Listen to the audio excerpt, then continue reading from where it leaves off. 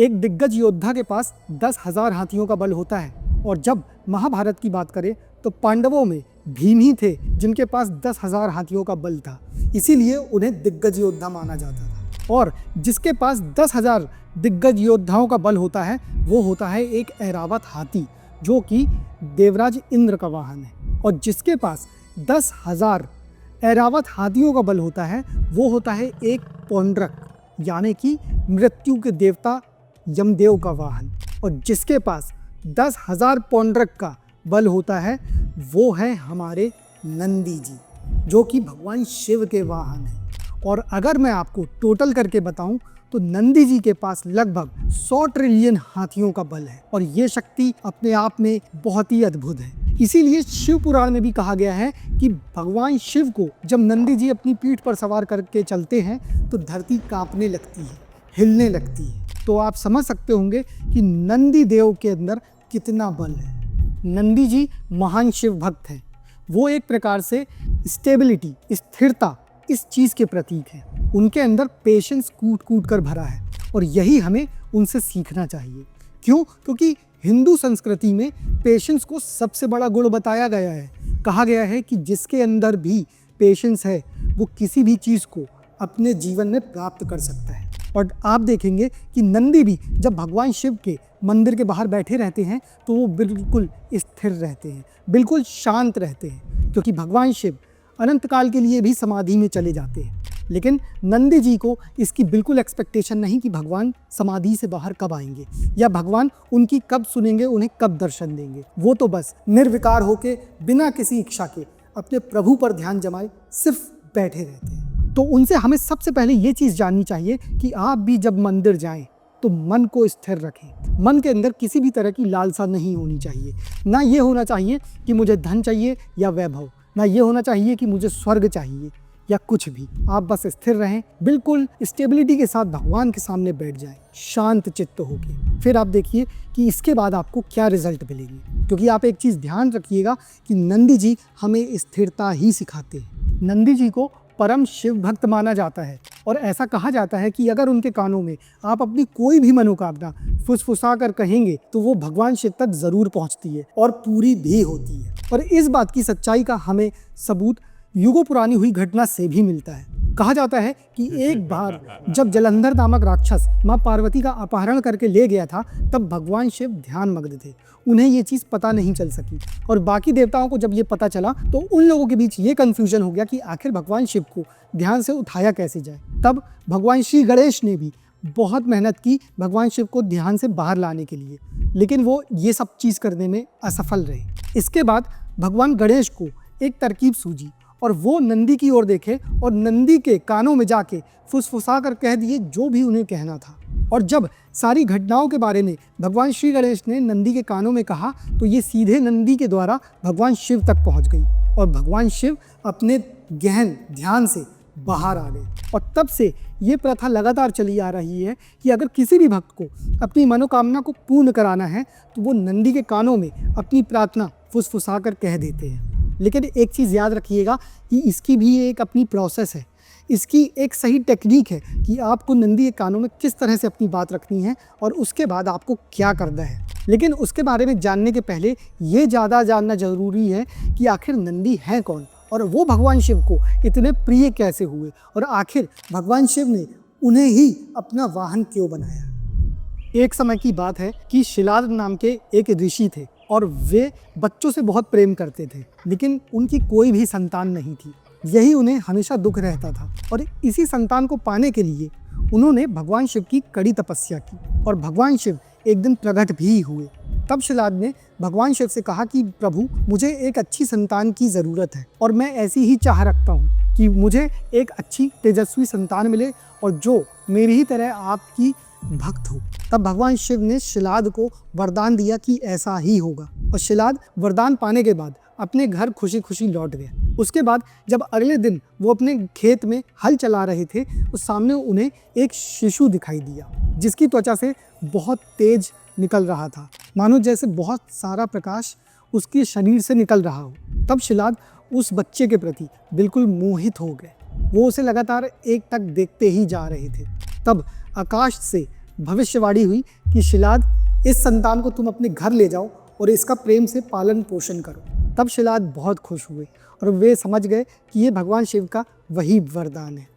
तब शिलाद न सिर्फ उस बच्चे को अपने साथ अपने घर लाए, बल्कि उसे अपनी पूरी तरह संतान समझकर उसका अच्छे से पालन पोषण किया। उसे न सिर्फ शिक्षा दी, बल्कि भगवान शिव की भक्ति भी सिखाई। साथ में संस्कार और जीवन के महत्वपूर्ण बातों पर भी पूरी शिक्षा दी। इसके बाद नंदी बहुत बड़े हो गए और नंदी बहुत मेधावी भी थे। वो कुछ भी एक बार पढ़ लेते थे तो उन्हें याद हो जाता था। उन्होंने वेदों का अध्ययन किया, शास्त्रों का अध्ययन किया और वे उसमें पूरी तरह निपुण हो गए। फिर ये जीवन चल ही रहा था कि एक दिन शिलाद के घर में 2 ऋषि आए, मित्र और वरुण नाम के। उन ऋषियों की खातिरदारी के लिए शिलाद ने सब कुछ अपना निछावर कर दिया। शिलाद ने उन ऋषियों का सम्मान किया, उनकी भोजन पानी की व्यवस्था की और अपने बेटे नंदी को बुला के भी ये सुनिश्चित किया कि तुमको इनकी देखभाल रखना है जब तक कि वे यहाँ ठहरे हुए हैं। ध्यान रखना कि इनकी सेवा में कोई कमी ना हो। और नंदी ने भी अपने पिता का वचन मानकर ऐसा ही किया।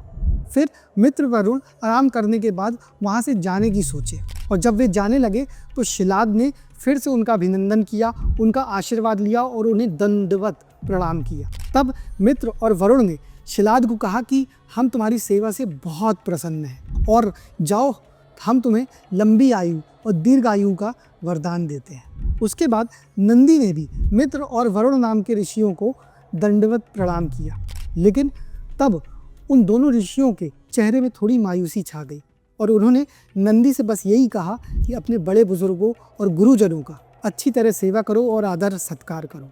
और वे वहाँ से ऐसा कहकर चले गए। लेकिन नंदी के जो पिता थे उन्हें कुछ घबराहट सी हुई, क्योंकि उन्होंने वो मायूसी मित्र और वरुण के चेहरे पर देख ली थी। वो दौड़ते दौड़ते वो दोनों ऋषियों के पीछे गए बाहर, उन्हें रोका कि हे ऋषिवर रुक जाइए।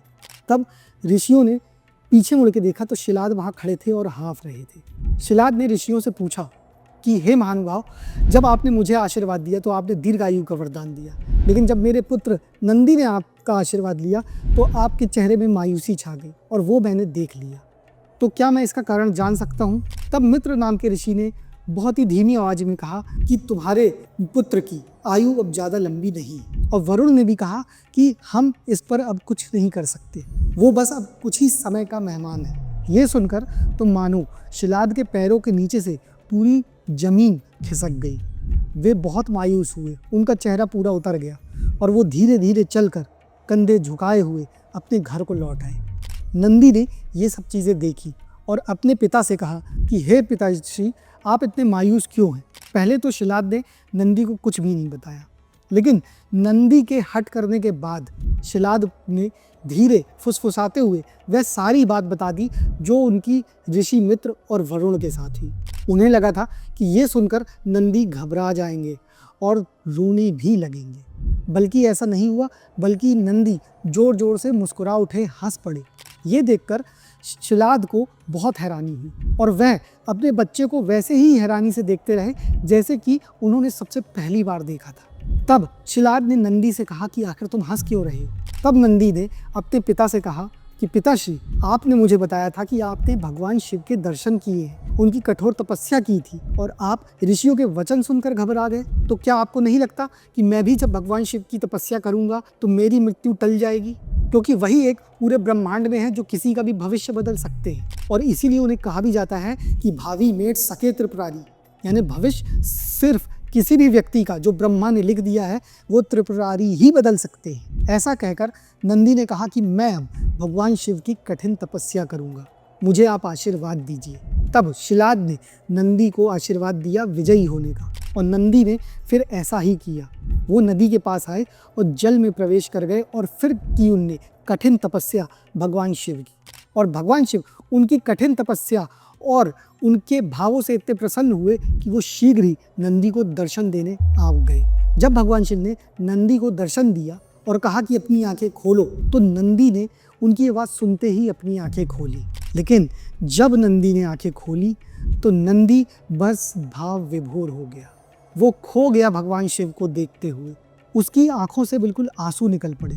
उसके अंदर भाव थे कि इस सृष्टि, ब्रह्मांड, इस पूरे यूनिवर्स का सबसे सुंदर व्यक्ति मेरे सामने खड़ा है। सबसे भोला व्यक्ति मेरे सामने खड़ा है, सबसे शक्तिशाली व्यक्ति मेरे सामने खड़ा है। वो सिर्फ भगवान को देखते जा रहे थे और पूरे भावुकता के साथ सिर्फ रोए जा रहे थे। भगवान शिव मुस्कुराए और बोले कि नंदी, मांगो तुम्हें क्या चाहिए, मैं तुम्हारी तपस्या से बहुत प्रसन्न हुआ। तब आखिर नंदी के अंदर भाव आया कि प्रभु, अब मैंने आपके दर्शन कर लिए, मुझे अब इससे ज़्यादा चाहिए ही क्या। लेकिन फिर भी उनके मुख से एक चीज़ निकल गई कि क्यों ना प्रभु ऐसा हो जाए कि मैं हमेशा के लिए आपके साथ रहूं। तब भगवान शिव ने नंदी को वरदान दिया कि जाओ, ऐसा ही होगा। अब से तुम कैलाश पे मेरे घर में मेरे साथ रहोगे, मेरे वाहन, मेरे मित्र, मेरे साथी बनकर। और साथ में कैलाश में जितने भी मेरे गढ़ हैं उनके मुखिया भी तुम ही कहलाओगे। और तब से लेकर आज तक नंदी भगवान शिव के द्वारपाल,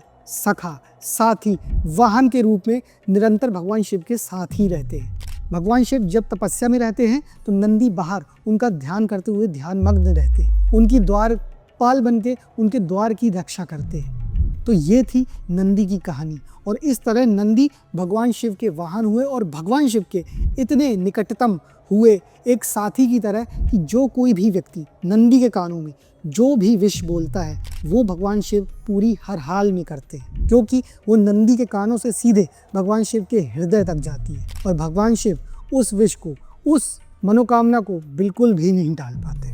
नंदी देव से अपनी मनचाही मनोकामना पूर्ण कैसे करानी है, ये जानने के पहले आप उनके बारे में कुछ खास बातें जान लीजिए। नंदी का अर्थ है सुख और समृद्धि, और इसीलिए नंदी देव भगवान शिव के भक्तों को सुख और समृद्धि का वरदान देते हैं। और ध्यान रहे, नंदी जैसे कि स्टेबिलिटी और स्थिरता का प्रतीक हैं, इन्हें आपको अपने घर के साउथ वेस्ट डायरेक्शन में ज़रूर रखना चाहिए, जिससे आपका बिजनेस और आपका घर स्थिर रूप से सुखी रहे। नंदी भगवान शिव के सबसे निकट रहते हैं, इनकी अनुमति के बिना कोई कैलाश में प्रवेश भी नहीं कर सकता।